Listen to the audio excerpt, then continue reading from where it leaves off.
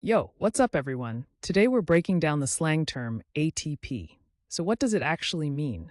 In simple words, ATP is slang for at the point, meaning being tired or worn out.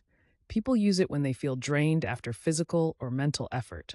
Sometimes it can also mean something slightly different depending on the context. Where did it come from? Slang usually has a cool backstory. ATP first showed up in African American vernacular English on social media in the late 2010s.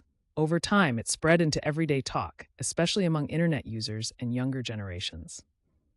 Now let's check out how to use ATP in a sentence. Correct example 1. After the long hike, I was totally ATP and ready to rest.